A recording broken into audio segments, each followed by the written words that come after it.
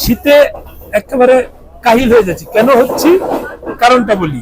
তাপমাত্রাটা দেখুন কত কত আছে, বোঝা যায় তো, 17 ডিগ্রি। তার মানে আমরা যেখানে 13 থেকে 18, এটা হচ্ছে নানুয়া নানুয়া নানুয়া এটা হচ্ছে নানুয়া নানুয়া। আমরা ইল্লাতে যাচ্ছি, এখন হচ্ছে নানুয়া নানুয়া এরিয়া।